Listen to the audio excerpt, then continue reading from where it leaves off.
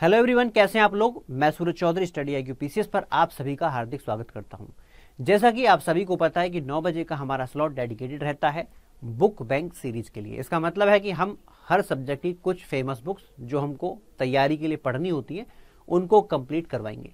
और कंप्लीट कराने का तरीका है फैक्ट्स, कंसेप्ट, साथ में आपकी क्वेश्चंस की प्रैक्टिस। अब क्वेश्चंस की प्रैक्टिस क्या रहती है?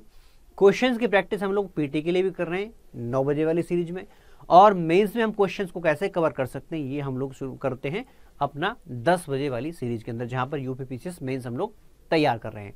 अब अगर हम इस पूरी सीरीज को अगर आगे देखें तो ये सीरीज काफी लंबे समय से चल रही है और इसमें लगभग आप कह सकते हैं कि 9 चैप्टर कंप्लीटली हम कवर कर चुके हैं। आज की क्लास में मैं आपके साथ में 10वां चैप्टर शुरू करने जा रहा हूं, जिसका नाम है फंडामेंटल ड्यूटीज, यानी कि मौलिक कर्तव्य। छोटा सा चैप्टर है लेकिन इंपॉर्टेंट है, उसको जानना जरूरी है। देखते हैं किस प्रकार के क्वेश्चन यहां से बन सकते हैं। सबसे पहला क्वेश्चन आपकी स्क्रीन पर है, आप इसको पढ़ेंगे और पढ़ करके इसका आराम से शांति के साथ पढ़ करके इसको आंसर देंगे। शांति के साथ पढ़ने का मतलब क्या होता है? मतलब यह है कि कंसेप्चुअल क्लैरिटी आपको होनी चाहिए। और यहां पर जब मैं क्वेश्चन के साथ में बात कर रहा हूं तो इसका मतलब ये कि आपको क्वेश्चन जरा ध्यान से पढ़ना है। होता क्या है, कई बार बच्चा क्वेश्चन पढ़ लेता है लेकिन फिर भी नहीं पढ़ता है। फिर भी नहीं पढ़ने का मतलब क्वेश्चन उसे आता है लेकिन ध्यान से नहीं पढ़ता है। तो हमको इन बातों का ध्यान रखना है और क्वेश्चन को पढ़ना शुरू करना है। क्या कहा गया क्वेश्चन में? क्वेश्चन में कहा गया कि निम्नलिखित कथनों में से कौन सा भारतीय नागरिक के मूल कर्तव्यों के विषय में सही है। यानी कि फंडामेंटल ड्यूटीज की बात हो रही है। फंडामेंटल ड्यूटीज के संदर्भ में कुछ बातें, यानी कि 2 बातें यहां पर लिखी हुई हैं, आपको बताना है इनमें से कौन सी बात सही है, कौन सा स्टेटमेंट फंडामेंटल ड्यूटीज के संदर्भ में सही है। सबसे पहले कहता है कि इन कर्तव्यों को प्रवर्तित करने के लिए एक विधायी प्रक्रिया दी गई है। मतलब क्या है कि ये जो ड्यूटीज हमारे पास हैं, इन ड्यूटीज को इंप्लीमेंट करवाने के लिए लोग उसको फॉलो करें, लोग उनका पालन करें, ऐसा करने के लिए कानूनी प्रक्रिया भारत के अंदर है। दूसरा कहता है कि वे वैधिक कर्तव्यों के साथ परस्पर संबंधित हैं, यानी कि जो लीगल राइट्स हैं, उन जो ड्यूटीज हैं उनके साथ जुड़ करके ये काम करते हैं।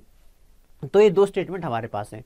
देखिए, सबसे पहले हम लोग फंडामेंटल ड्यूटीज को समझ लेते हैं, जिसे आप कहते हैं फंडामेंटल ड्यूटीज यानी कि मौलिक कर्तव्य। मौलिक कर्तव्यों की चर्चा भारत के संविधान के भाग 4A में आर्टिकल 51A के अंतर्गत है। अब यहां पर पहले 10 मौलिक कर्तव्य हुआ करते थे, लेकिन बाद में इसमें एक और मौलिक कर्तव्य जुड़ गया, तो कुल मिलाकर के 11 मौलिक कर्तव्य भारत के संविधान में आज के समय पर बन जाते हैं। वहीं से जुड़ा हुआ एक क्वेश्चन है। क्या कहता है कि ये जो कर्तव्य हैं इनको प्रवर्तित करने के लिए एक विधायी प्रक्रिया दी गई है। जैसे कि अगर हम यहीं पर 11वां कर्तव्य पढ़े तो 11वें कर्तव्य के अंदर लिखा हुआ है, देश का जो भी नागरिक है उसके पास यदि कोई बालक है या कोई बालक उसके ऊपर आश्रित है, तो ऐसे में इस नागरिक का कर्तव्य है कि इस बालक को ये शिक्षा का अवसर प्रदान करे ताकि बच्चा अपने जीवन में ग्रोथ को प्राप्त कर सके। अब मान लीजिए कि ये व्यक्ति बच्चे को शिक्षा का अवसर प्रदान नहीं कर सकता, नहीं करता है, तो क्या ऐसे केस में उस पर मुकदमा चला देंगे, पुलिस उठा कर बंद कर देगी? क्या ऐसी कोई विधायी प्रक्रिया जो है मौजूद है? तो जवाब है नहीं, ऐसी कोई प्रक्रिया भारत के अंदर मौजूद नहीं है। इन कर्तव्यों को प्रवर्तित करने के लिए एक विधायी प्रक्रिया नहीं दी गई है, तो स्टेटमेंट गलत हो जाती है। अब चलते हैं हमारी दूसरी स्टेटमेंट की तरफ। दूसरी स्टेटमेंट कहती है कि वे विधिक कर्तव्यों के साथ परस्पर संबंधित हैं, इनका लीगल ड्यूटी के साथ में सीधा सीधा संबंध है। तो क्या ये सही है? ये भी स्टेटमेंट गलत हो जाती है।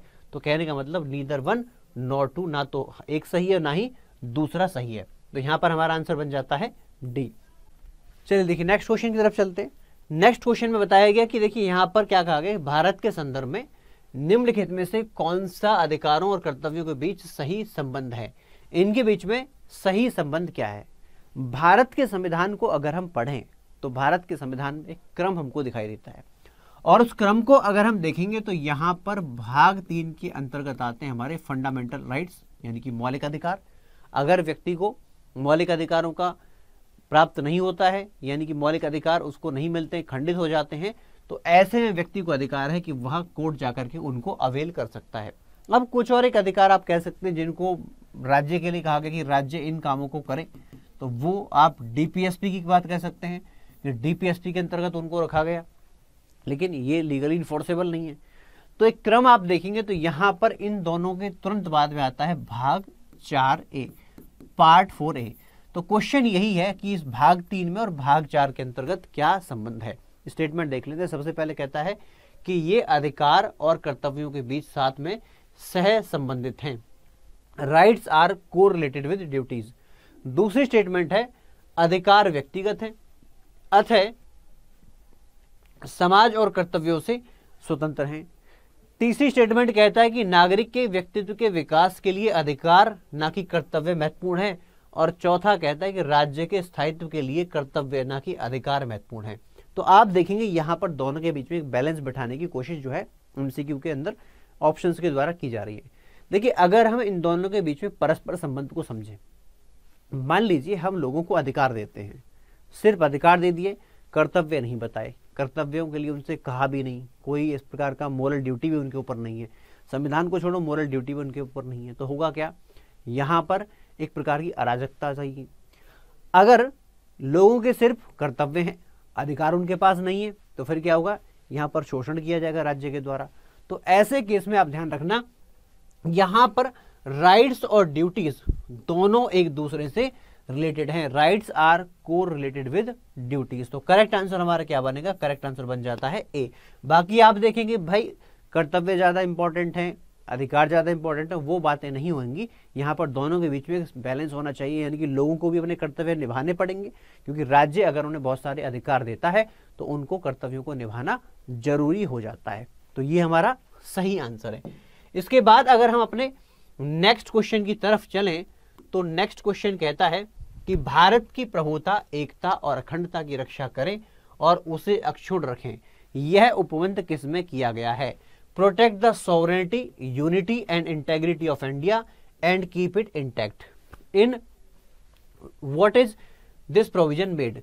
कहता है कि ये जो प्रावधान है जहां पर कि भारत की एकता और अखंडता को रक्षा करने की बात कही जाती है, ये इनमें से कहां पर दिया गया है?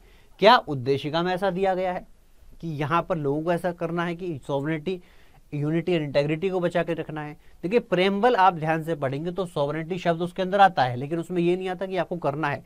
ये तो वहां पर बताया गया नेचर ऑफ नेशन, राष्ट्र की प्रकृति क्या है। उसके बाद लक्ष्यों में रखा गया कि यूनिटी बना करके रखनी है, इंटेग्रिटी बना करके रखनी है, लेकिन कहीं पर भी आप कहेंगे कि भाई इनको तीनों को बनाकर रखना है, तो वो उद्देशिका के अंदर नहीं आता है। तो पहला आंसर तो नहीं हो सकता। दूसरा आता है डीपीएसपी।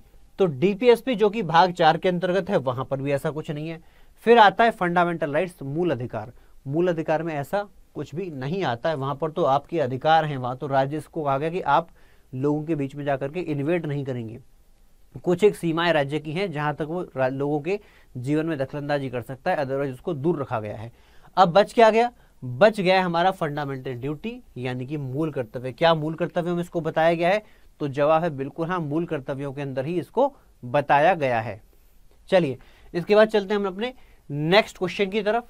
नेक्स्ट क्वेश्चन कहता है कि निम्नलिखित कथनों पर विचार कीजिए और विचार करके बताइए कि इनमें से कौन सा स्टेटमेंट सही है। आपको ट्रू स्टेटमेंट बतानी है। सबसे पहली स्टेटमेंट यहां पर बताई गई कि भूतपूर्व सोवियत संघ से प्रभावित होकर भारत ने मूल कर्तव्य को मूल संविधान में स्थान दिया। सबसे पहले क्या कहते हैं, ध्यान से पढ़ना। सबसे पहले कहा गया कि ये जो मूल कर्तव्यों का पूरा का पूरा चिट्ठा है, ये हम लोगों ने कहां से लिया? सोवियत संघ से लिया और इसको मूल संविधान के अंदर शामिल कर दिया।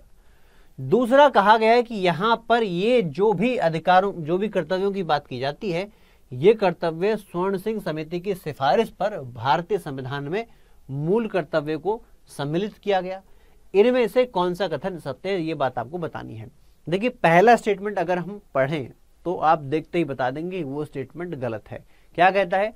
कहीं से भी हमने इसको सीखा हो तो क्या कहता है? ये कहता है कि मूल संविधान में इसको शामिल किया गया। क्या इसे हम लोगों ने मूल संविधान के अंदर शामिल किया था? ओरिजिनल टेक्स्ट के अंदर क्या ये हमको मिलता है? जवाब है नहीं मिलता है। इसको तो बाद में अमेंडमेंट के द्वारा जोड़ा गया था, तो ये स्टेटमेंट गलत हो गई है। दूसरा कहता है स्वर्ण सिंह समिति की सिफारिश के आधार पर, बिल्कुल सही।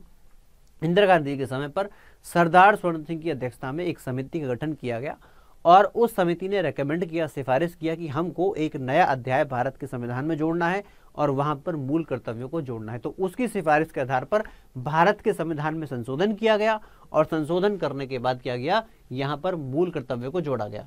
तो ये जो है अपना सही बन जाता है। तो यहाँ पर अपना आंसर क्या बनेगा? अपना आंसर बनेगा बी। अगर हम इस चैप्टर के क्वेश्चंस को देखें तो ये चैप्टर क्वेश्चन रिलेटिवली ईजी हैं जब हम एमसीक्यू की बात करते हैं। हाँ, अगर मैं मेंस में आपको राइटिंग लिखने के लिए कह दूं कि आपको क्वेश्चन का आंसर देना है तो वहां पर थोड़ी तकलीफ आपको हो सकती है, जो कि हम लोग आपको 10 बजे वाली सीरीज के अंदर लगातार बता रहे हैं। इसके बाद चलते हैं नेक्स्ट क्वेश्चन में। नेक्स्ट क्वेश्चन में बताया गया है कि निम्नलिखित कथनों पर आप विचार कीजिए और विचार करने के आपको बाद बताना है कि इनमें से कौन सा कथन सत्य है। सबसे पहले कहा गया कि मूल संविधान में मूल कर्तव्यों की संख्या 10 थी। क्या कहता है? मूल संविधान में मूल कर्तव्यों की संख्या 10 थी। क्या मूल संविधान के अंदर मूल कर्तव्य थे? यही तो हम डिस्कस कर रहे थे अभी। तो ऐसा कोई भी प्रावधान पहले नहीं था, यहीं से गलत हो गया। 10 हो 11 वो बात की बात है, थे ही नहीं भाई। दूसरा, 42वें संविधान संशोधन अधिनियम 1976 के द्वारा 11वें मूल कर्तव्य को जोड़ा गया। 11वें मूल कर्तव्य को इसके अंदर जोड़ दिया गया। अब जरा एक बात सुनिए यार, अभी मैंने आपसे कहा था कि सरदार स्वर्ण सिंह समिति इंदिरा गांधी जी के समय पर गठित की गई, उसी की सिफारिश के आधार पर भारत के संविधान में मूल कर्तव्यों को जोड़ा गया। देखिए, जब शुरुआत की बात करें तो शुरुआत में इनको जोड़ने के लिए एक संविधान संशोधन किया गया और इसी संविधान संशोधन को हम लोग 42वें संविधान संशोधन के रूप में जानते हैं। लेकिन 42वें संविधान संशोधन को याद रखना, इसके द्वारा 10 कर्तव्य ही जोड़े गए थे। बाकी के जो 11वां कर्तव्य है उसे बाद में जोड़ा गया था शिक्षा के अधिकार के आने के साथ साथ। तो याद रखिएगा इस बात को। ये वाली स्टेटमेंट भी गलत हो गई। तो कहने का मतलब हमारा आंसर क्या बनता है? हमारा आंसर बनता है नीदर 1 नॉर 2। ना तो एक सही है ना ही दूसरा सही है। इसके बाद चलेंगे अपने नेक्स्ट क्वेश्चन की तरफ, लेकिन उससे पहले आप लोगों के लिए एक बेसिक जानकारी। जो बच्चे यूपीएससी आईएएस की तैयारी कर रहे हैं, पैसे उनके पास नहीं है, कम होते हैं, मेंटरशिप उनके पास नहीं है, गाइडेंस उसके पास नहीं है, तो ऐसे केस में बच्चे के सक्सेस के चांसेस कम हो जाते हैं। अब बच्चा सपना देखे, सपना देखने के बाद उसको पूरा ना कर पाए, ये बात ठीक नहीं है। इसी बात को ध्यान में रखते हुए स्टडी आईक्यू के द्वारा एक मॉर्निंग बैच, यानी कि सुबह 8 बजे का एक batch UPSC IAS PT cum mains के लिए लॉन्च किया गया है। 11 जुलाई से ये बैच शुरू हो रहा है। इसका प्राइस अगर आप इस पर सूरज लाइव कोड लगाते हैं तो सिर्फ 18,999 रुपए का है। अभी आप जाकर इसको सब्सक्राइब कर सकते हैं और इसका फायदा उठा सकते हैं। इसके बाद हम लोग चलेंगे अपने नेक्स्ट क्वेश्चन की तरफ। नेक्स्ट क्वेश्चन में कहा गया फैक्चुअल चीजें हैं। आज के जो सेशन चल रहा है, इस सेशन में आपको ज्यादातर चीजें फैक्चुअल मिलेंगी, क्योंकि टॉपिक ही ऐसा बनता है। अब जो कंसेप्चुअल बातें हम लोग मेंस वाले में डिस्कस करेंगे। अगर कोई क्वेश्चन अगर यहाँ से आता है मेंस में, तो उसको कैसे लिखना है। अगला क्वेश्चन कहता है कि भारतीय संविधान में 11वें मूल कर्तव्य को कब जोड़ा गया। ये 11वां मूल कर्तव्य था क्या? देखिए, जब भारत के संविधान के अंदर 86वां संविधान संशोधन किया गया, 86th अमेंडमेंट किया गया, तो 86वें संविधान संशोधन 2002 के द्वारा कुछ बदलाव किए गए। जैसे कि सबसे पहला बदलाव यहां पर आता है आर्टिकल 21A। नया आर्टिकल 21A जोड़ा गया, जिसमें यह कहा गया कि राज्य 6 से 14 वर्ष के बालकों को मुफ्त में अनिवार्य शिक्षा प्रदान करें। दूसरा बदलाव आता है आर्टिकल 45 में, जिसके अंदर सब्जेक्ट मैटर बदल करके लिखा गया कि 6 वर्ष से कम उम्र के बालक को राज्य देखभाल करे और शिक्षा प्रदान करे। इसके साथ साथ एक बदलाव आर्टिकल 51A के अंतर्गत भी आया, जिसमें पहले से पहले 10 कर्तव्य थे प्लस एक कर्तव्य और जोड़ा गया, कुल मिलाकर बन गए 11 कर्तव्य। अब ये कर्तव्य क्या था? यहां पर कहा गया था कि जो बालक 6 से 14 वर्ष का है उसको हम फ्री में शिक्षा देंगे। अरे फ्री में शिक्षा तब दोगे जब बच्चा स्कूल जाएगा। तो पहले देश के नागरिकों को समझाओ कि इस बच्चे को स्कूल भेजना तुम्हारा कर्तव्य है। तो इसी के पैरेलल यहाँ पर एक अमेंडमेंट के द्वारा, 86वें अमेंडमेंट के द्वारा एक कर्तव्य जोड़ा गया कि जो भी भारत का नागरिक है, उसके पास कोई बालक है, अपना बालक है, कोई आश्रित है उसके ऊपर, तो ऐसे में इस नागरिक का कर्तव्य है कि इस बच्चे को शिक्षा का मौका प्रदान करे। तो ये इसके द्वारा किया गया था 86वां संविधान संशोधन 2002, और 11 कर्तव्य कुल मिलाकर के भारत के संविधान में बन गए। अगला क्वेश्चन फिर से 2 स्टेटमेंट है, आपको एनालाइज करना है, बताना है कौन सा स्टेटमेंट इसमें से सही है, करेक्ट स्टेटमेंट आपको बताना है। सबसे पहले कहता है कि मूल कर्तव्य का उल्लेख भारतीय संविधान के भाग 5 में किया गया है। दूसरा कहता है मूर्त कर्तव्य का उल्लेख अनुच्छेद 51 कै के अंतर्गत आता है। देखते ही बता दोगे कि भाई मूल कर्तव्य का उल्लेख भाग 5 में नहीं आता, भाग 4A में आता है। ठीक है, भाग 5 में क्या आता है? भाग 5 में तो यूनियन की चर्चा है, संघ की चर्चा है, जहां पर आप संघ के अंदर कार्यपालिका, संघ के अंदर विधायिका, जुडिशरी और संस्थान जैसे कि कैग, इन सभी की चर्चा करते हैं। तो ये तो यूनियन से जुड़ा हो गया, तो ये स्टेटमेंट गलत हो गई। दूसरी स्टेटमेंट ये कहती है कि मूल कर्तव्य का उल्लेख 51A में है, बिल्कुल सही, आर्टिकल 51A के अंतर्गत ही है, तो ये दूसरी स्टेटमेंट सही है। तो अपना आंसर क्या बनता है? केवल भी ओनली 2। इसके बाद चलेंगे नेक्स्ट क्वेश्चन की तरफ। ज्यादा हम ठहरेंगे नहीं, सेशन को लंबा नहीं खींचेंगे, जितने क्वेश्चन यहाँ से बन सकते हैं पॉसिबल क्वेश्चन उनको उठा के पढ़ रहे हैं। अगला क्वेश्चन कहता है कि निम्नलिखित कथनों पर विचार कीजिए और बताइए इनमें से कौन सा सत्य है। अब पहला क्या कहता है, पहली स्टेटमेंट कहती है कि भारतीय संविधान में स्पष्ट रूप से वर्णित है कि मूल कर्तव्यों को न्यायालय द्वारा प्रवर्त नहीं कराया जा सकता है, इनको लीगली इन्फोर्स नहीं किया जा सकता है, ऐसा भारत के संविधान में दिया गया है। दूसरा कहता है अनुच्छेद 37 में नीति निर्देशक तत्वों के अपरिवर्तनीय होने का स्पष्ट उल्लेख है। Article 37 clearly mentions that directive principles are unenforceable, यानी कि नॉट इनफोर्सेबल। तो दोनों स्टेटमेंट पढ़नी फिर बताना है सही क्या है इसमें से। देखिए अगर आप लगातार क्लास को फॉलो करते आ रहे हैं तो बिना सोचे समझे आप इसका आंसर दे पाएंगे। जैसे कि सबसे पहली स्टेटमेंट क्या कहता है, सबसे पहली स्टेटमेंट क्या कहता है, ये कहता है स्पष्ट रूप से लिखा हुआ है कि इनको आप लागू नहीं करवा सकते। कहाँ लिखा है, आर्टिकल 51A के अंदर तो ऐसा कहीं नहीं है, और मूल कर्तव्यों की चर्चा आर्टिकल 51A में ही है। तो पहली स्टेटमेंट हमारी हो गई गलत। दूसरा बात आती है डीपीएसपी की चर्चा अगर हम देखें इन निर्देशक तत्वों को 36 से 51 में दिया गया है, जहां पर 36 के अंदर तो डिफाइन किया गया है कि स्टेट क्या है, राज्य क्या है, ठीक है, और 37 में बताया गया कि ये जो नीति निर्देशक तत्व है इनको कानून के द्वारा इन्फोर्स नहीं कर सकते, कोर्ट के द्वारा इन्फोर्स नहीं किया जा सकता। तो यहां पर सही स्टेटमेंट क्या है, केवल दूसरी स्टेटमेंट सही है, बाकी सही नहीं है। तो ये हमारा क्या बनता है, बी जो है करेक्ट आंसर बन जाता है। इसके बाद चलते हैं अपने नेक्स्ट क्वेश्चन की तरफ। ये कहता है कि 11वें मूल कर्तव्य कब जोड़ा गया, तो हम देख ही चुके हैं। ये हम कब जोड़े थे, ये हम जोड़े थे सन 2002 के अंतर्गत, ठीक है, सन 2002 में से जोड़ा गया है। इसके बाद चलते हैं नेक्स्ट क्वेश्चन, हमारे सेशन का आखिरी क्वेश्चन। क्या कहता है कि निम्नलिखित में से किसे भारत के संविधान में नागरिकों के मूल कर्तव्यों में शामिल किया गया है, इनमें से कौन सा ऐसा है जो नागरिकों के मूल कर्तव्यों के अंदर नहीं आता है। इनमें से क्वेश्चन क्या है, कौन सा मूल कर्तव्य के अंदर नहीं आएगा।